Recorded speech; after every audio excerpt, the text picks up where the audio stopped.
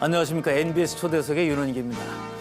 유럽 스위스는 높은 물가에도 불구하고 해마다 수많은 관광객을 불러 모으는 관광, 농업 선진국입니다.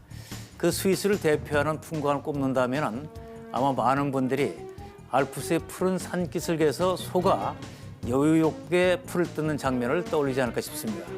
그런데 아쉽게도 우리 축산업의 현실을 들여다보면 가축 분뇨와 악취로 인한 갈등과 민원이 여전합니다. 친환경적인 축산업으로 도약하기 위한 방법은 없을까? 축산환경관리원 이영희 원장님을 모시고 얘기를 나눠보겠습니다.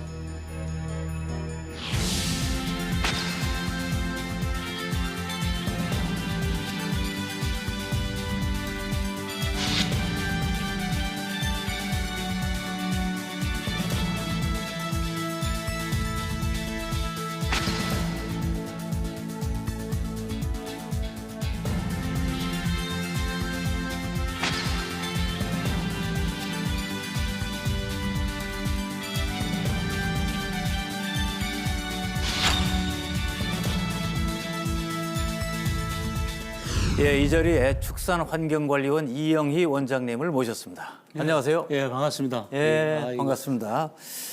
자, 우리나라 1인당 축산물 소비량이 상당하던데요.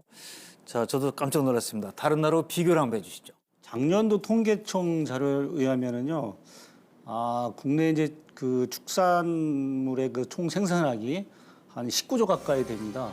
그러면 우리나라 농업 생산량이 한 40% 되는데요. 예. 사실은 이 정도 되면은 과거에 비해서 과거 한 2000년대에 비해서 한 70%가 증가한 거예요. 그러니까 연간 보통 한 54kg 정도를 지금 먹고 있는데요. 예. 다른 나라하고 비교를 할 때 미국 같은 경우는 한 90kg 정도 먹는다 그래요. 그리고 캐나다가 한 70kg 정도 되고 중국이 한 50kg 가까이, 그다음에 일본이 한 35kg 정도인데 우리나라가 지금 54kg 먹으니까 예. 이 아시아권에 있는 다른 나라에 비해서는 상당히 많이 먹는다고 볼 수가 있겠습니다. 예. 자, 이제 축산물 소비가 그만큼 늘었던 얘기는 축산업도 크게 발전했던 얘기 아니겠습니까? 그렇습니다. 예, 예. 자, 그런데 이제 중요한 것 중에 하나가 이 가축 분뇨, 악취 관리, 이게 환경 문제가 여전히 있고 선진국에서 좀 미흡하다 그러는데 실태는 어떻습니까? 예, 말씀하신 대로 상당히 이 산업이 성장한 것에 비해서는 지금 그 가축 분뇨라든지 이런 거는 그 선진국에 비해서 처리하는 이 상태가 상태라고 말씀드리면 어떻게 표현할 될지 모르겠지만 하여튼 미흡한 건 사실입니다. 그래서 이제 이게 냄새도 많이 나고 또 선진국 같은 경우는 가축 분뇨를 재활용해서 경축순환도 하고 그걸 또 에너지도 쓰고 있는데 아직까지 우리나라는 상당히 부족한 부분이 있다고 생각할 수 있습니다. 자, 그런 면에서 이제 축산환경관리원의 역할이 중요하다고 볼 수 있는데 생긴 지 얼마나 됐습니까? 5년 가까이 됐습니다. 2015년도에 이제 저희들이 설립이 됐고요. 2014년도에 이제 그 가축 분뇨의 관리 및 이용에 관한 법률이 있는데 이것을 개정을 해서 축산환경관리원을 전담 기관으로 이렇게 설립을 했습니다. 관리도 하고 이용도 하고 네네. 그게 두 가지 측면이 다 중요하겠군요. 예. 자, 이제 저도 사실 자세히 몰랐습니다만은 이제 시청자분들을 위해서 축산환경관리원은 이런 걸 하고 있다. 자, 한번 핵심적인 한번 소개해 주시죠. 앞에서 말씀드린 대로 이제 한 5년 전에 이게 축산환경관리원이 이제 설립되게 된 것은 아마 2012년으로 기억을 하고 있는데 국제 해사 기구라고요, IMO라고 그러는데. 이 기구가 런던에서 협약을 하기를 국제적으로 이제 이 폐기물을 해양 투기를 하지 말자. 환경 보존 측면에서 그렇게 결정을 했겠죠. 그래서 이제 이런 것들을 지방자치라든지 여러 가지 이제 정부 조직을 통해서 시도를 했는데 이게 이제 관리가 잘 안 됐던 것 같아요. 그러니까 이제 전담 기관을 만들자 해서 아까 말씀드린 대로 2015년도에 이제 설립을 했습니다. 그래서 가장 설립 그 목적은 뭐냐면 지속 가능한 환경 보존을 통해서 지속 가능한 그 축산업을 좀 영속시키자 이런 목적으로 했고요. 그 말씀드린 대로 이제 저희 축산환경관리원은 축산업에서 발생되는 이 환경에 관련된 모든 문제들을 전담해서 해결을 하는 기관으로 지금 저희들이 이제 설립을 했습니다. 그리고 주로 하는 것들이 아까 말씀드린 대로 이제 냄새.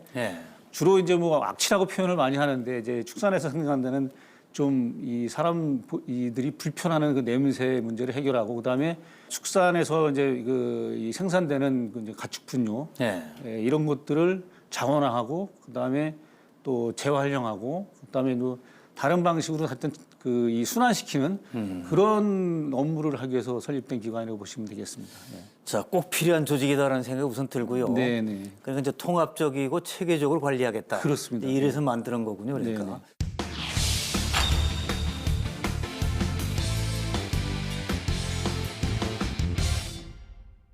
자, 사실은 그 저 민원이 요새 여기저기 뭐 다양한 민원이 있는데 맞습니다. 예. 소위 말하는 이제 축산 악취에 관한 민원은 계속되고 있는 거 아니겠습니까, 이게? 제가 알기로는 국내의 모든 그 정부에 관련된 민원 중에 이 축산악취가 뭐 1위라고 지금 듣고 있습니다. 예. 예. 자, 이거 어떻게 풀어가야 됩니까, 이거는? 뭐 저희들을 비롯해서 이 산업에 관련돼 있는 모든 종사자들과 국민들이 같이 함께 풀어야죠. 이거는. 예. 예.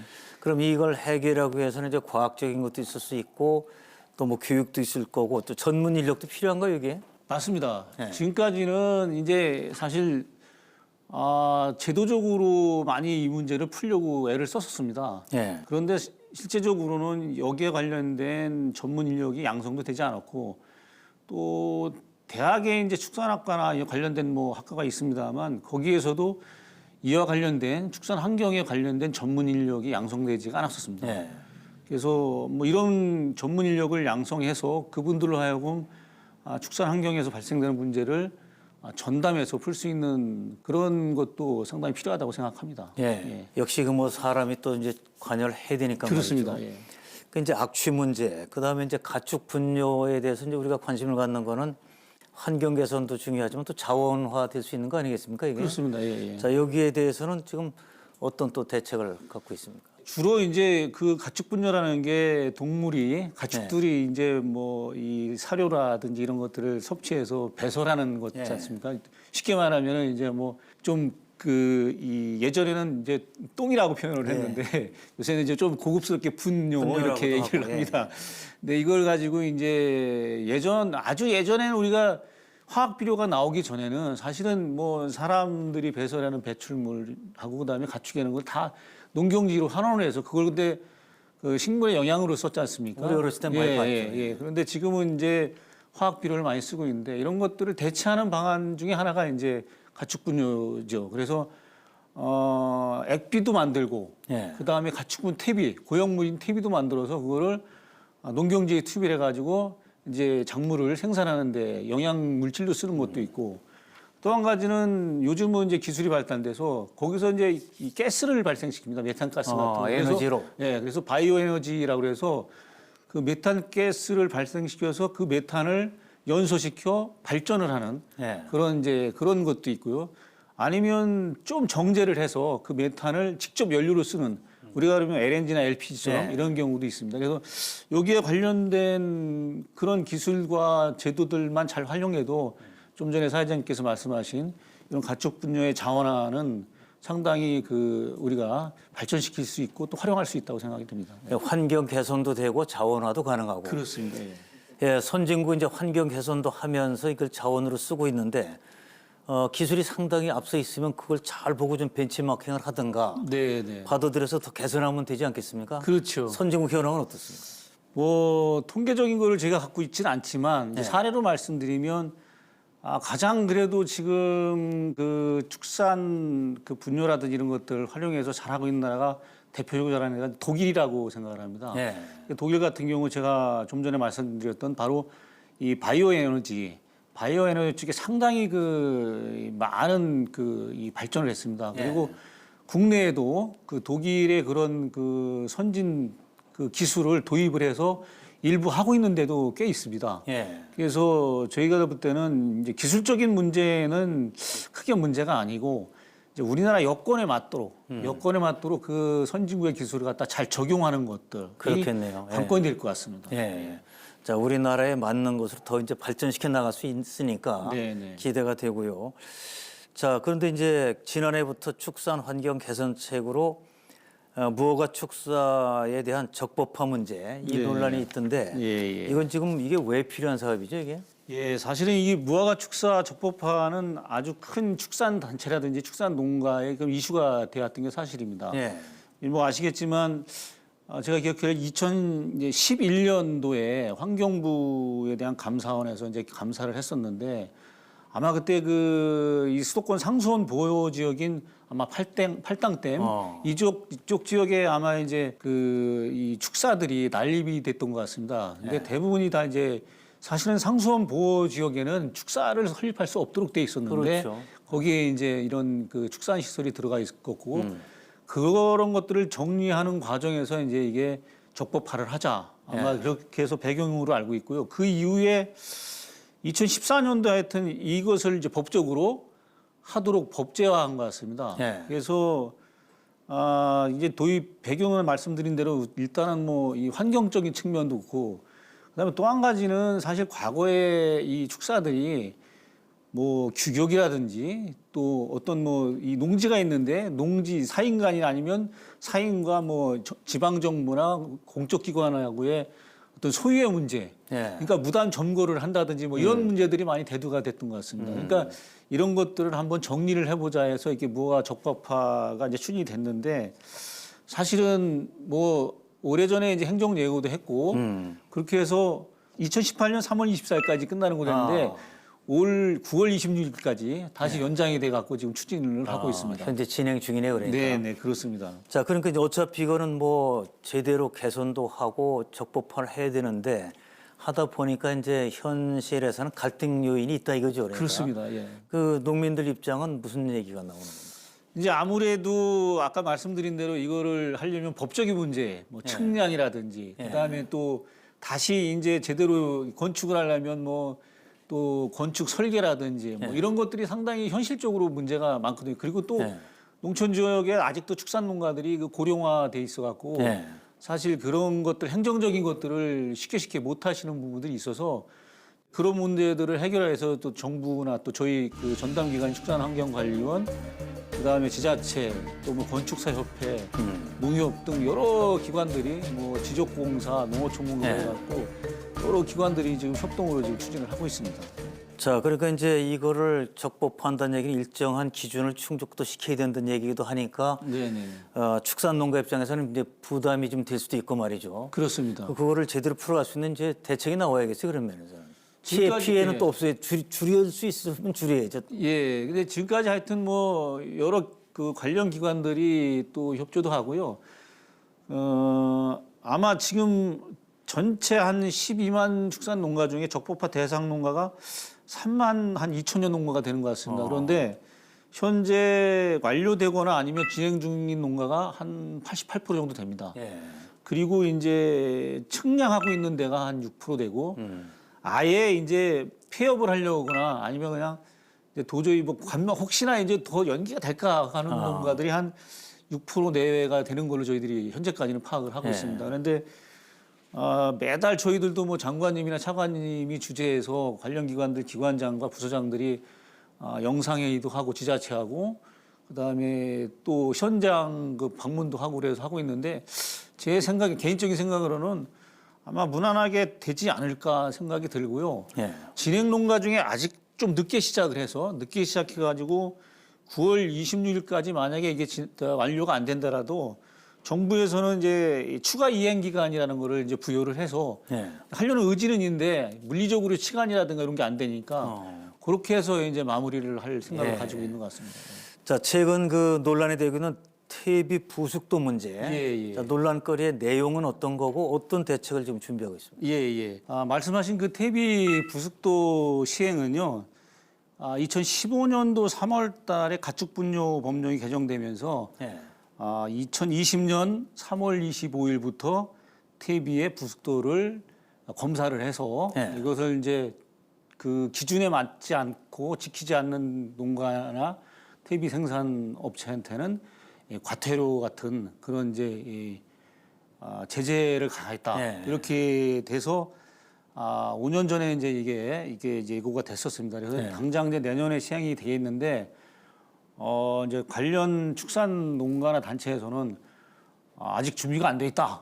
또 이게 교육과 홍보가 좀 아직 부족하다. 이런 얘기를 하시면서 이제 유예를 주장을 하고 계세요. 잠깐만요. 지금 근데 부숙도라는 말을 평소에 잘 안 듣다 보니까 저 네, 헷갈리는데 예. 어느 정도 상태가 되는 게 이게 부숙이 되는 겁니까? 이게? 아주 쉽게 얘기하면요. 네. 완숙, 중숙, 미숙이라고 3단계로 하면 예. 부숙이 완숙됐다 그러면 아예 냄새가 안 난다. 아, 예. 그러니까 완전히 뭐 이제 저 냄새 안 날 정도까지 발효가 이제 다 돼서 발효가 된 상태. 이제 뭐 주로 이제 냄새 물질인 암모니아나 이산화탄소가 다 이제 휘발이 돼 날아가서 냄새가 안 난다. 그거는 갖다 써도 뭐 환경에 문제가 예, 없으니까. 냄새 안 나, 민원도 안 내고 그러니까 그 정도로 쉽게 보면 그리고 뭐 손으로 만져서 좀 뽀송뽀송하다. 예. 수분이 다 날아가서 이렇게 어느 정도 이렇게 좀 우리가 보면은 되게 이제 부숙이 안 되면 원래 가축 분뇨가 수분이 되게 많거든요. 예. 그러니까 이제 어느 정도 예, 만져서 이제 좀 손에 이렇게 잡힐 정도로 그 정도 이게 아주 간이검사법입니다만 여러 가지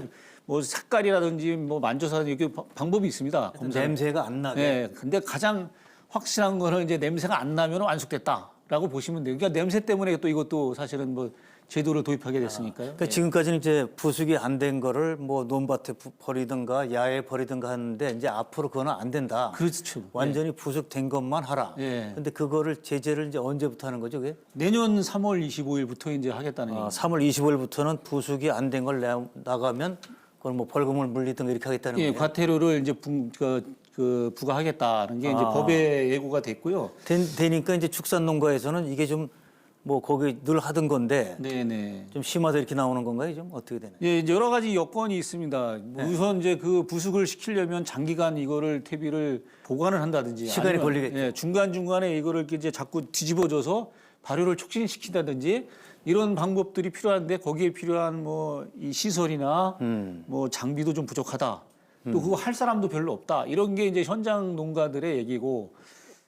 그런데 이제 법은 이미 5년 전에 이제 예고가 됐기 때문에 아하. 그 전에 사전에 다 준비를 해야 되는 거 아니냐는 것도 이제 또 이 법을 만들고 이제 집행하려는 이제 행정부의 또 생각이고 예, 그런 것들이 지금 이제 상충을 하고 있는데 어찌됐든 제가 볼 때는 이미 이제 예고가 됐기 때문에 이거를 아마 유예하거나 안 하는 건 어려울 것 같고요. 그렇다면 지금 상태에서는 어떤 식으로 이거를 좀 합리적으로 풀 거냐. 네. 이게 이제 제한적으로 나와야 될 것 같습니다.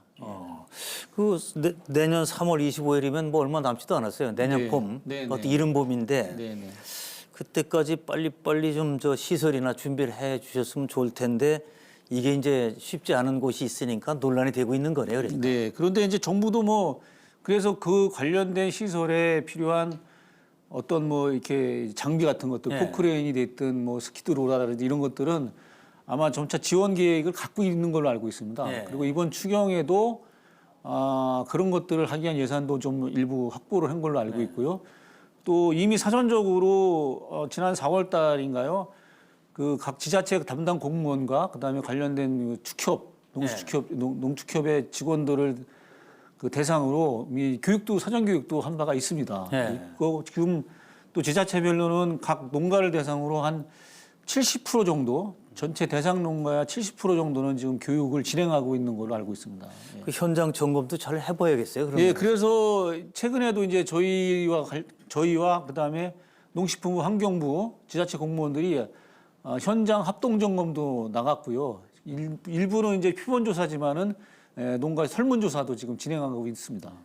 자, 우리는 그동안 이제 관행적으로 부숙이 덜 된 거를 그대로 이제 보냈는데 뭐 선진국에서는 결국 이런 부숙된 상태에서 하겠네요. 그러니까. 근데 사실은 선진국하고 저희하고 좀 다릅니다. 다른가요? 왜냐하면 네. 선진국은 이제 농경지가 넓으니까 네. 사실 부숙이 안 되거나 상관없이 살포를 해도 아. 그렇게 뭐 냄새가 나서 민원이 그렇죠. 생기거나 그렇지는 않은데 밀집도가 다르니까. 네, 밀집도가 다르니까요. 근데 우리나라는 이제 좁은 농경지에 양은 많은 양이 살포가 되고 또 대개 농장들이 이 인가에 그러니까 그렇죠. 그 마을 근처에 근처에 있으니 아하. 냄새가 많이 나니까 차이가 이제, 있군요, 그래서 그것도. 사실은 선진국에서는 이런 제도를 하지 않아도 큰 문제가 안 되는데 우리나라처럼 작은 나라든지 국토가 좁은 나라도 대만이나 일본이나 우리 같이 네. 농경지가 자꾸 줄어들고 이 좁은 나라에서는 축산업은 양적으로 성장하는데 그걸 이제 해결할 수 없으니까 이제 이런 문제들이 자꾸 대두가 되는 것 같습니다. 자, 이 문제 좀 슬기롭게 잘 풀려서 결국 가는 길은 이 길로 가야죠. 뭐 어떡하겠습니까? 환경 개선 돼야 되는데. 하여튼 뭐 우리나라의 실정에서는 어쩔 수 없는 하나의 방법이라고 생각할 수밖에 없어요. 농가 부담을 좀 줄여가면서도 네. 이제 가야 되겠어요. 자, 이 악취를 개선하는데 이제 개별적으로 그 개선하는 것도 필요하지만 예. 뭐 악취는 경계가 없잖아요, 이게. 그렇습니다. 예. 그러니까 이게 지금 지역 단위로 하는 게 필요하지 않을까요, 이게? 예, 맞습니다. 예. 그래서 뭐 어떤 특정 시군을 말씀드리긴 뭐하지만 이렇게 뭐 예를 들어 고속도로를 쭉 타가다 하면 어느 지역에 가면 이렇게 창문을 열면 냄새가 쫙 나는 맞아요. 예, 그런 사례들이 많이 있는데 그게 이제 지금 사회자 말씀하신 대로 그 지역에는 이제 집단화가 많이 돼 있거든요. 예. 여기저기 물론 떨어져 있지만은 그래서 개별 농가의 어떤 축산환경 개선을 통해서 뭐 냄새라든지 분뇨 처리를 해결하는 것도 중요하지만 전체적인 이제 지역을 묶어서 예. 광역 단위로 환경 개선 사업을 해야만 그 사업에 효과가 있다고 판단해서 예.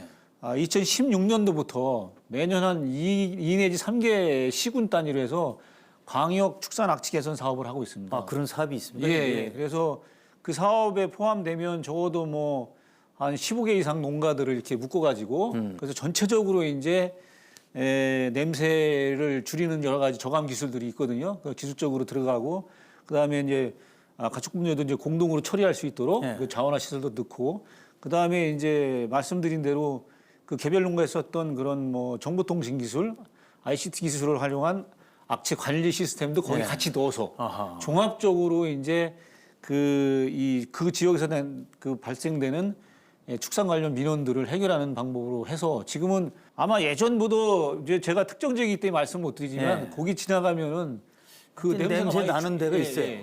냄새가 많이 줄었다고 얘기합니다. 그 사업이 들어간 지역은. 근데 당신들 많이 다니까 당신들이 다 해결하라 하는 게 아니라 공동, 광역 예. 단위로 이제 그렇습니다. 해결하는. 그래서 이제 시군 단위로 묶어갖고 그래서 이것도 지금은 지자체한테 신청을 받아가지고 정부 예산하고 지방 예산하고 같이 들어가서 이제 이것들을 지금 해결을 하고 있습니다. 그래서 뭐 하여튼 뭐 충북 청원이라든지 예. 뭐 그다음에 또 뭐 충남 아까 말씀드린 논산 같은 데도 거기에 보면 이제 고속도로가 두 예. 개 있거든요. 그리고 이런 데는 지금 상당히 효과가 나타나서 민원도 줄고 그다음에 그 지역을 왔다 갔다 하시는 분들이 냄새 많이 줄었다.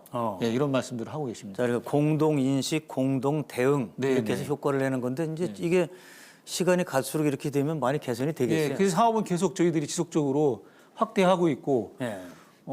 특히 이제 민원이 많은 지역으로 대상으로 예. 그래서 이제 하고 있습니다. 예. 어차피 이제 장비나 그 시설 비용이 들어가는데 그걸 그 좁은 지역에서 다 할 수는 없으니까 네네. 공동으로 대응하면서 이제 좋고 사실은 뭐 냄새가 또 왔다 갔다 하는 예, 거니겠어요. 예. 그래서 정부하고 지자체가 이제 같이 하고 있고 그다음에 예. 그렇게 하다 보니까 어떻게 보면은 또 종합적인 판단도 할 수 있거든요. 예. 그래서 상당히 그 사업의 효과는 크다고 말씀드릴 수 네. 있습니다. 자, 그럼 효과 있는 사업이 더 좀 자꾸 확산됐으면 좋겠습니다. 예, 그렇게 하도록 최대한 노력을 하겠습니다. 자, 현 정부의 100대 국정 과제 중에도 깨끗한 축산 농장 조성 이게 들어 있더라고요. 예, 보니까. 그렇습니다. 예. 자, 그런데 이 축산 농장을 깨끗하게 한다는 것 속에는 뭐 소, 돼지뿐만 아니라 더 많지 않습니까? 가축이? 그렇습니다. 네.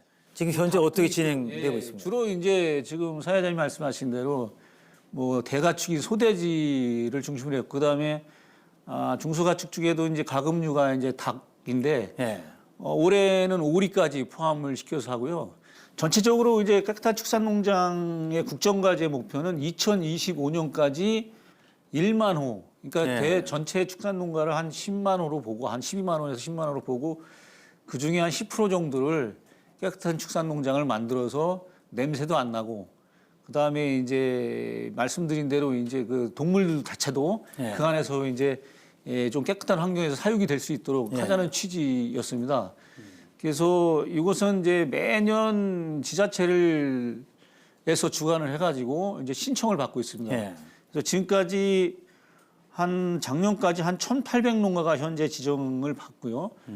2022년까지 5,000호, 아까 말씀드린 2025년까지 1만 호를 목표로 하고 있는데 뭐 별 지장 없이 잘 그 계획대로 추진이 되고 있습니다. 예. 개선에 이제 같이 참여하겠다. 그렇습니다. 예. 깨끗한 축산 환경 또 축산 농장이 되면 사실 농가도 그게 사실 필요한 거 아니겠습니까? 그렇죠. 농가도 필요하고 예. 지역 주민들도 정말 여러 가지 민원이 그동안 많았는데 이것도 이제 해결이 될 것 같고 네.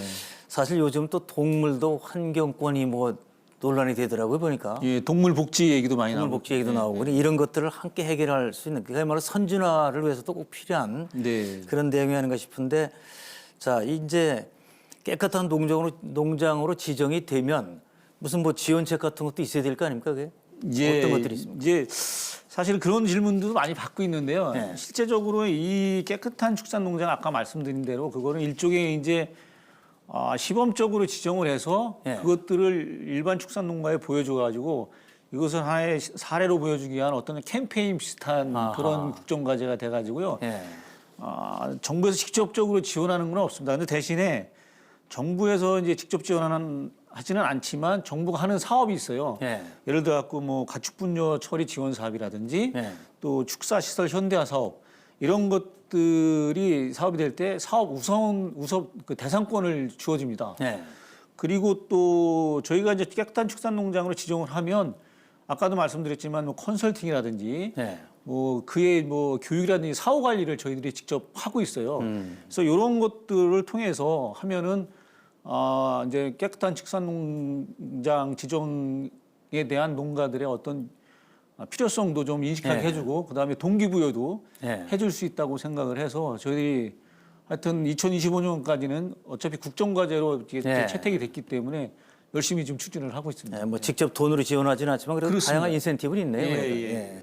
자 지금 이제 중요한 것이 그 축산 환경 개선을 정말 잘해서 예, 예. 성공한 사례들이 있으면 그 사례를 잘 우리가 좀 벤치마킹도 하고 널리 확산시켰으면 좋겠는데 어떤 좀 많이 있습니까? 어떻습니까 지금? 뭐 정책이라든지 기술을 적용해서 성공한 사례도 꽤 있습니다. 예. 언론에 홍보된 경우도 있는데요. 예를 들어 가지고 이제 경남 고성에 있는 뭐 Y라는 농장은요. 과거에는 그 한 2,000주 정도 아마 돼지를 사육했던 것 같은데 예. 한 200m 정도뿐이 안 된 것 같아요. 저도 가보니까 바로 이제 그 민가가 이제 한 200m 되는데 늘 그 아마 민원이 제기됐던 것 같습니다. 민원 제기될 만한. 예, 이거 뭐 돼지 20마리 키우면서 2,000마리 키우는데 200m면 바로 그럼 옆이니까요. 돼지 냄새 계속 네, 나는. 그러니까 이제 민원도 많고 그랬는데 거기를 이제 깨끗한 축산농장으로 지정을 하고 그다음에 저희가 그 냄새 관리를 위해서 그 ICT 소위 말하는 정보통신 기술을 이용해 가지고 냄새를 관제하는 시스템을 지금 그 시범 사업을 하고 있습니다. 그거 좋은데요. 네, 그래서 실시간으로 농장에서 발생되는 암모니아 가스 농도를 측정해 가지고 네. 그거를 농가한테 직접 통보를 해서 지금 냄새가 많이 나고 있으니 이거를 빨리 이 감소시키기 위한 뭐 예를 들어 탈취 장치를 돌린다든지 뭐 바이오 필터를 가동시킨다든지 이런 방법으로 해갖고 했습니다. 그랬더니 민원이 전부 없어진 거예요. 없어지고 그 다음에 그렇게 또 농축산에서 냄새가 줄어드니까 동물도 좋지 않습니까? 동물도 네, 사람이 냄새가 나서 못 살 지경이면 가축도 살기 어려운 괴롭죠, 거죠. 사실은.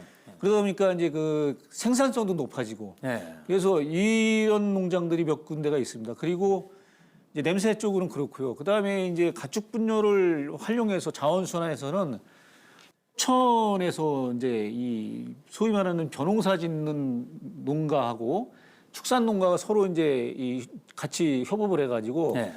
이제 액비나 가축 분태비를 이제 벼농사 농가한테 무료로 주는 거예요. 그래갖고 이제 이 화학 비료를 좀 덜 넣고 이 가축분 퇴액비를 넣어가지고 쌀을 생산해서 그 쌀을 이제 그 일종의 이제 지역 브랜드를 해갖고 그걸 이제 상품화해서 쌀의 부가가치를 높여서 하는 사례도 있습니다. 그러니까 그런 사례가 이제 뭐 서천도 그렇고 그다음에 논산도 이제 논산의 그 계룡 축격 같은 데도 이제 그 원예 작물에다가 액비를 사용해 갖고 그렇게 하는 데도 있고요. 그건 이제 활용도를 높이는 정말 좋은 그리고 양쪽이 좋아지는. 그렇습니다. 그다음에 뭐 포천에서 축협에서도 이제 이 공동자원화 시설을 통해서 가축 분뇨의 액비를 가지고 심지어는 이제 그 파프리카를 재배하는 데다가 사용을 해갖고 품질 생산성하고 품질을 높이는 그런 사례도 있습니다.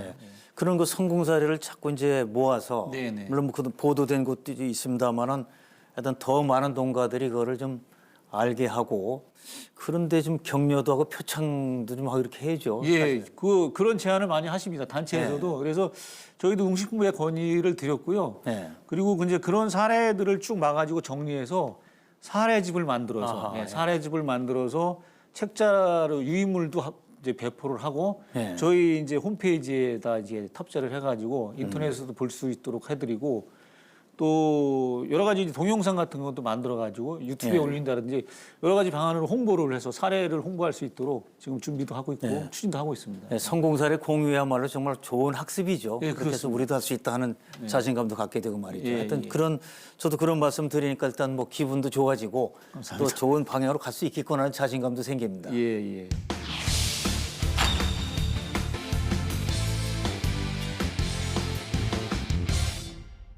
자, 이제 이 축산이 차지하는 비중이 우리 농업에서 사실 크죠. 축산환경관리원이 그래서 생겼고 지금 말씀 들어보니까 이건 꼭 필요한 조직이구나 싶은 생각이 드는데 네. 어떻습니까? 이게 저도 정부에 있어봤습니다만은 인력과 예산이 있어야 이게 제대로 돌아가는데 그렇습니다. 현재 좀 잘 돌아가는지 모르겠어요. 잘 돌아가냐고 물어보시면은 뭐 제가 잘 돌아간다고밖에 얘기할 수 없죠. 근데 이제 지금 사회자님께서 말씀하신 대로 사실 사업이라는 게 이제 이 소위 말하는 그 동력원이 필요한데 그 동력원이라는 게 지금 말씀하신 이제 인력과 예산인데 저희가 신설기관이다 보니까 아직까지는 그런 충분한 인력과 예산이 이 확보되지 않았습니다. 예를 들면 저희 이제 전체 현재 인원이 정원이 30명입니다. 근데 현재 일을 하고 있는 저희 직원들, 동료 직원이 28명이고요. 이걸 가을에 이제 2명을 치원하면은 30명이 되고 예산도 뭐 30억 원 내외에 근데 주로 인건비가 한 70% 이상입니다. 그러니까 사업비가 없다는 얘기죠. 그래서 사실은 이런 부분들이 상당히 좀 시급하고 또 상당히 또 빨리 저희들이 노력을 해서 확보해야 될 그런 부분이라고 말씀드릴 수 있습니다. 예. 자, 말씀을 듣고 보니까 정말 할 일은 중요한 일을 또 큰 일을 해야 되는데 예. 아직까지는 이제 예산과 인력이 좀 부족한 형편이군요. 제가 보기에도 그렇고 말이죠. 예. 앞으로 좀 원장님도 노력을 하셔가지고 예산 확보도 더 하시고 예. 조직도 좀 확대를 시켜 나갔으면 좋겠습니다. 예. 자, 이제 환경과 관련해서 가축도 질병 쪽을 얘기 안 할 수가 없는데요. 네. 자, 축산 환경과 관련해서 이 방역 체계 이거하고도 같이 어떻게 협업이 잘 이루어지는지 모르겠어요. 예, 저희도 이제 그 방역본부가 저희 사무실은 이제 유성에 있고요. 그다음에 방역본부하고 이제 축평원은 이제 세종시에 있는데 일단 거리상으로도 가까이 가깝죠, 있고 그다음에 정례적으로는 아니지만은 어떤 사안이 있을 때마다 서로 유기적으로 그 업무 협력을 하고 있는 그런 상황입니다. 아직은 긴밀하게 연결돼 있으니까 협업 체제 자체를 구축해야 될 것 같아요. 사실은 상식적으로. 환경이 좋아야 질병도 예방을 할 수 있지 않습니까? 그래서 저희들도 그런 얘기를 합니다. 이게 환경 따로 질병 따로 이렇게 움직여서는 우리가 그 축산업에 크게 기여할 수가 없다. 그러니 항상 늘 유기적으로 정보도 교류하고 그다음에 어떤 사안이 있으면은 협력할 수 있는 건 협력하자라는 것이 방역본부장님이나 저도 그렇고 또 그 직원들도 마찬가지 생각을 해가지고 임하고 있습니다. 자, 신설 조직인 축산환경관리원장으로 이제 부임을 하셨는데 부임하신 이래 가장 애로사항은 어떤 거고 보람은 어떤 겁니까? 조직이 설립된 지 5년뿐이 안 되니까 신설기관으로서 애로사항인 거죠. 아까 말씀드린 인력과 예산이 아직 부족하다는 거하고 또 한 가지는 이제 그러다 보니까 기관의 어떤 정체성이라든지 기관이 앞으로 지향해야 될 어떤 이런 것들이 사실은 아직까지는 제 개인적으로 볼 때는 안 되어서 그런 것들을 정립하고 확립하는데 상당히 많은 에너지가 필요한데 당장은 현안 문제를 해결하는데도 급급하다 보니까 그게 좀 안타까웠고요.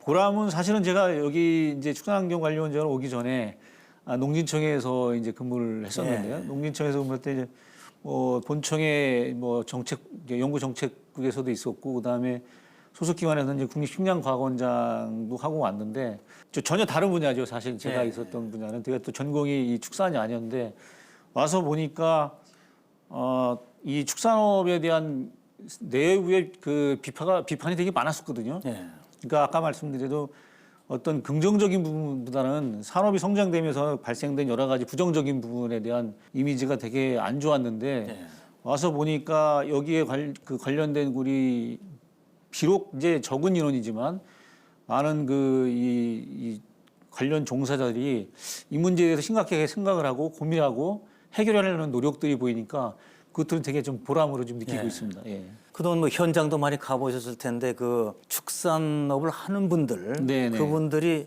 축산환경관리원에 그 건의를 하든가 기대하는 건 어떤 겁니까? 일단은 이제 그런 얘기를 많이 하십니다. 이 정부와 그다음에 현장과의 중간자적 역할을 좀 해줬으면 좋겠다. 예. 그러니까 정부가 현장에 잘 이해가 좀 부족해서 너무 빠르게 이제 제도적으로 정책적으로 이렇게 뭘 하고 그럴 때 현장의를 좀 전달했으면 좋겠다는 얘기가 또 한 가지는 기술적으로 아직까지 이제 이 좀 현장은 그런 것들이 확립이 안 됐으니까 전문가로서의 어떤 그런 컨설팅 같은 것들을 좀 충분히 해줬으면 좋겠다. 예. 뭐 이런 얘기를 많이 하고 계십니다. 이 현장에서를 자꾸 들어야 사실 살아있는 행정이 되는 거죠. 그렇습니다. 예. 자, 지금 이제 그 축산환경관리원장으로 최우선 순위의 과제 어떤 게 있을까요, 지금? 이제 제가 말씀드린 대로 뭐 또 사회자님도 말씀했지만 우선은 민원을 빨리빨리 이제 줄이는 거죠. 악취 민원이 국내 그 정부 민원의 최고로 많다니까 그것들을 빨리 줄이고 그걸 하여튼 줄이는 게 문제고 그 악취 민원의 이제 뭐 원인이 가축분뇨와 환경이거든요. 그래서 가축분뇨 문제를 슬기롭게 해결을 하고 그다음에 지금 이제 축산 현장에서의 환경 개선을 하는데 최우선이라고 생각을 합니다. 예. 축산업 하시는 분도 만나야 되고 민원인도 만나야 되고 예. 민원인들은 만나본 적이 또 있으실 거 아니에요? 예, 많이 만났죠. 예, 주로 어떻게 그분들은 말씀하십니까?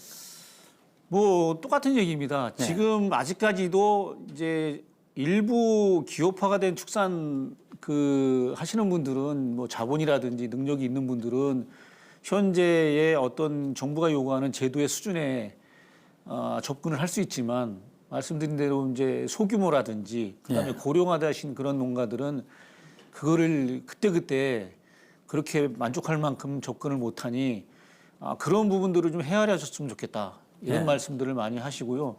또 저희가 느끼기에도 어떤 부분들은 일정 부분 그런 부분이 많이 있는 것 같습니다. 그래서 하여튼 반복되는 말씀이지만 그런 부분들을 전문가적 입장에서 올바르게 판단하고 그걸 정부라든지 정부의 환경부라든지 농식품부에 정확하게 전달을 드리고 또 저희 나름대로 어떤 판단과 해석도 드리는 그런 노력을 하고 있습니다. 예. 자, 우선 뭐 소속 부처에 뭐 장차관님한테 잘 설명해서 저 신설 기관이 발전할 수 있도록 제대로 일을 할 수 있도록 하는 것도 중요할 거고 또 이제 연관 부처가 있고 근데 제가 볼 때는 사실 지자체 협력이 제일 필요할 것 같아요. 맞습니다. 지자체 쪽은 어떻게 얘기를 하고 있을까요?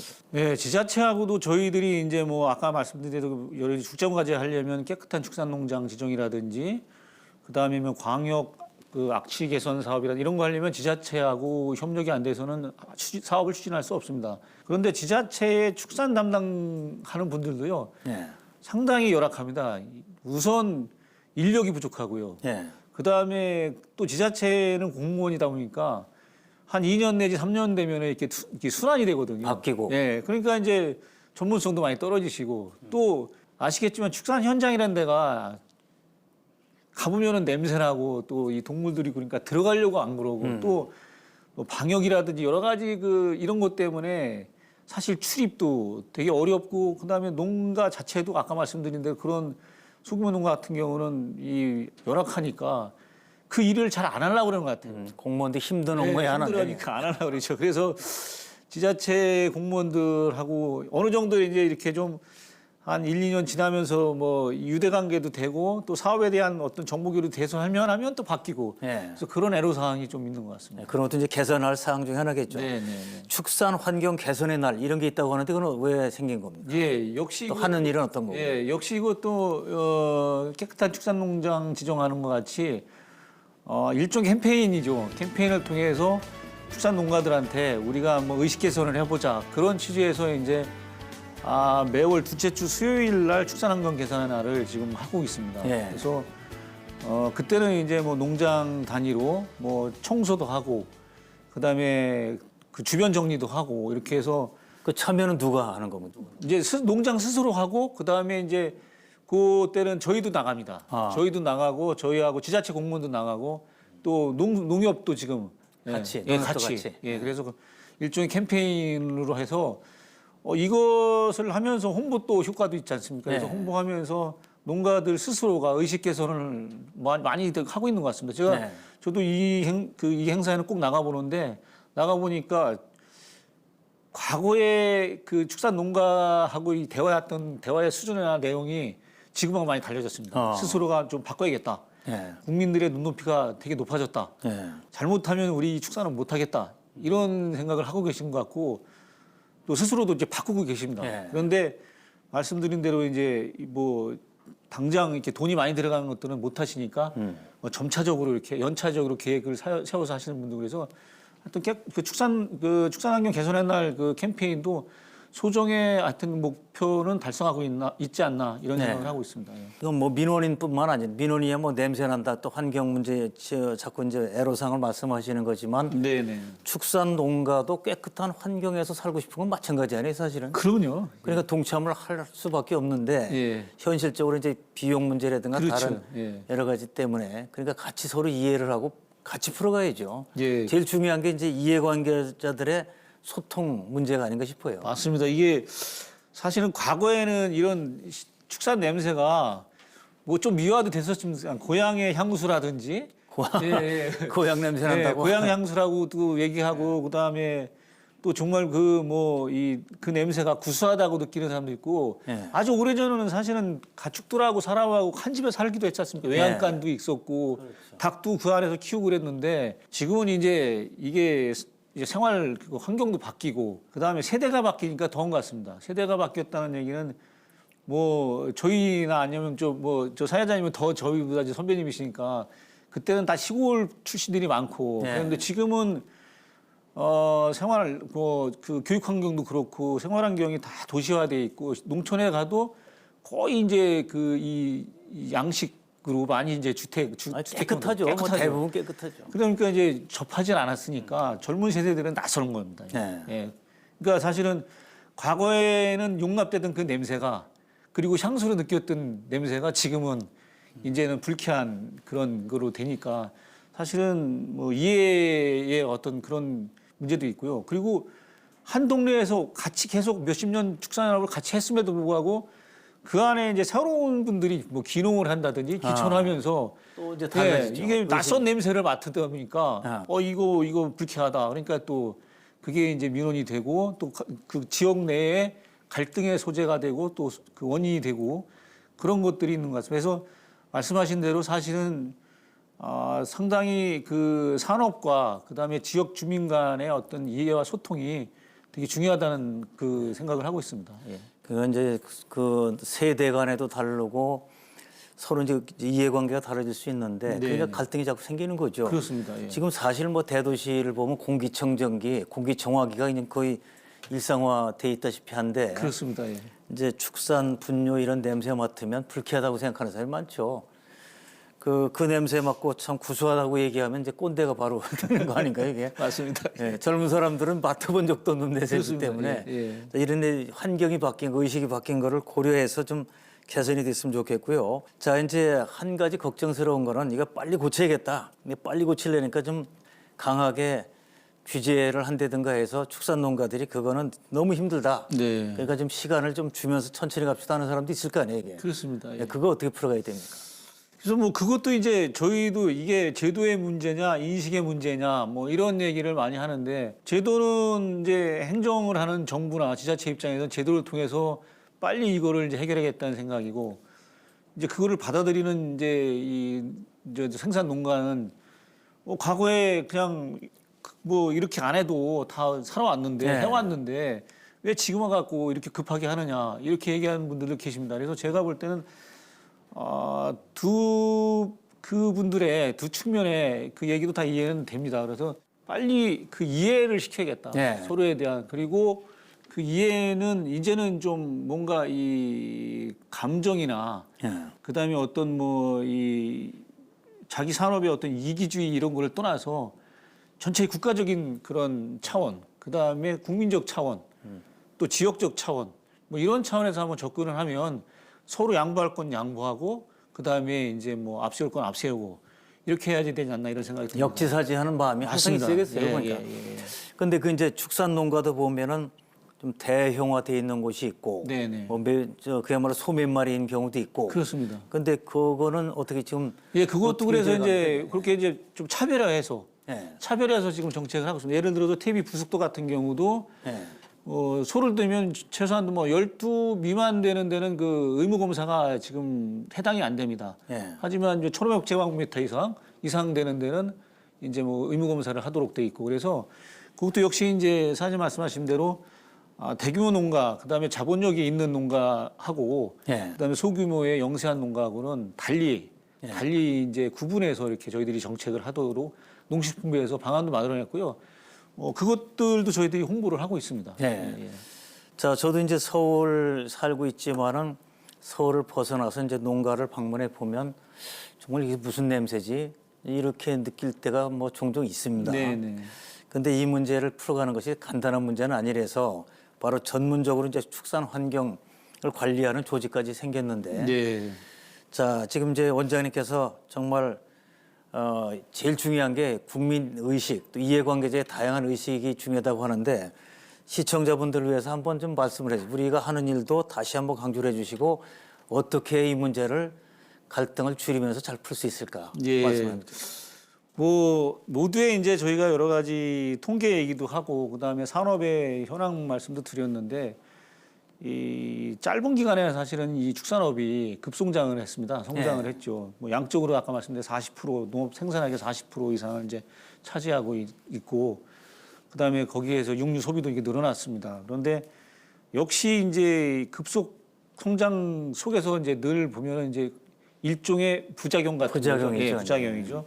이런 것들이 이제 그 발생된 게 그 생산 단계에서 발생되는 여러 가지 아까 이제 냄새와 이제 가축 분뇨 문제인데 기술적으로는 분명히 이제 해결할 수 있는 것들이 다 돼 있습니다. 아까 말씀드린 선진국도 뭐 저희들이 많이 가서 기술도 배워왔고 또 우리 여건에 맞도록 기술적인 또 해결 방안도 마련을 했어요. 그런데 과거의 의식을 이제 자꾸 이제 아까 인식의 차이를 얘기했는데 그것들은 아마 이게 뭐 교육이나 홍보가 좀 부족한 면도 없지 않아 있었기 때문에 그렇다고 생각은 듭니다만 하여튼 뭐 인식을 빨리 이제 개선을 해야겠다. 그런데 과거보다는 그래도 조금씩 나아지고 있으니까 거기에 대한 희망을 갖고 있고요. 그래서 일단 국민들께서는 조금 더 기다려 주시면 좋겠다. 예. 그러니까 어느 날 갑자기 이거는 뭐 확 바꿀 수는 없으니 일반 국민들께서는 기다려 주시면은 농가도 좀 노력을 하고 정부도 노력하고 지자체 노력하고 그다음에 축산 농가 입장에서는 시대가 이제 달라졌다.